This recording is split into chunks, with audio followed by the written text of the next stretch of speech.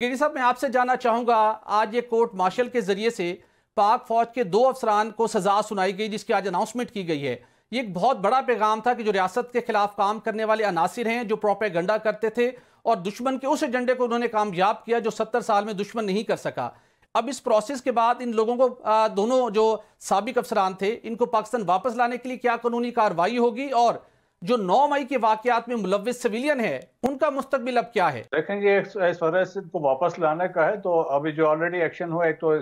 CNICs और इनके passport cancel हो चुके हैं, और इसके बाद ये है कि रेड वारंट इनके इश्यू होंगे, फिर इंटरपोल से रब्ता होगा, फिर गवर्नमेंट टू गवर्नमेंट कांटेक्ट भी होगा, और मिलिट्री लेवल पर भी इनसे मेरा ख्याल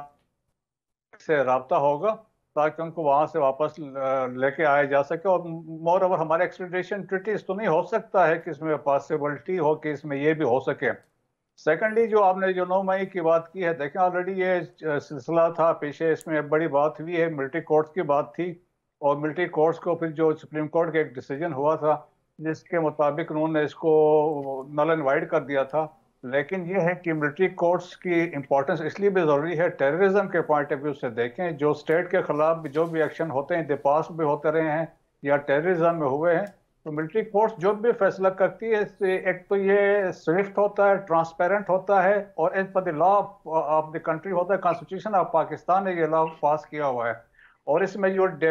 जो एक्यूज होता है उसको मुकम्मल हक मिलता है, अपने कौंसल इसमें लेके आ सकता है, और सब्सिक्वेंट अगर पनिशमेंट हो जाए तो वो ही can go to military court of appeal में जा सकता है, और इसके अलावा जो हाई कोर्ट में जा सकता है, सुप्रीम कोर्ट में जा सकता है। पास्ट में हमारा एक्सपीरियंस अच्छा नहीं रहा, अगर आपको याद होगा मेरिट बम्बिंग में जो लोग इन्वॉल्व थे उसमें एविडेंस में था, लेकिन वो सम हो देवर बेल्ड आउट। और इसी तरीके से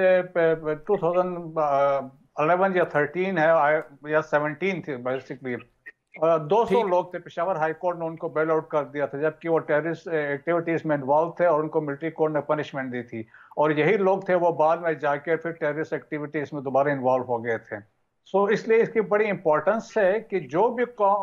ऐसा एक्शन है जो मुल्क के खिलाफ,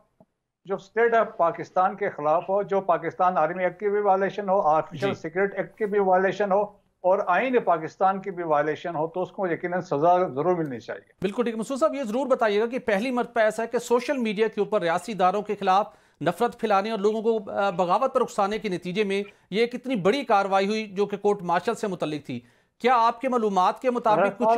कुछ और लोगों से मुतल्लिक भी ऐसी कोई कार्रवाई अंडर प्रोसेस है, या यही फाइनल 2 लोग थे जिनसे मुतल्लिक ये कंक्लूड की गई है? देखिए, ये तो 2 फौजी थे ना, इसके अलावा तो बहुत सारे लोग इसमें शामिल हैं जो बाहर बैठे हुए हैं, और जो स्टेट ऑफ पाकिस्तान के खिलाफ और अफवाज पाकिस्तान के खिलाफ बड़े मजमूम किस्म के प्रोपेगेंडा कर रहे हैं, फेक स्टोरीज वो इसमें बना रहे हैं, इंसल्टिंग नैरेटिव्स लेके आ रहे हैं, रीमर्स फैला रहे हैं, और उनका फोकस आपने देखा वो आर्मी है, अफवाज पाकिस्तान है, तो वो मलाइन करना चाह रहे हैं, तो यकीनन वो भी इस रेडार में होंगे, और सब्सिक्वेंटली सिंस वो गवर्नमेंट ऑफ पाकिस्तान की जिम्मेदारी बनती है, उनके खिलाफ भी अप्रोप्रिएट एक्शन पर लेना चाहिए। ठीक।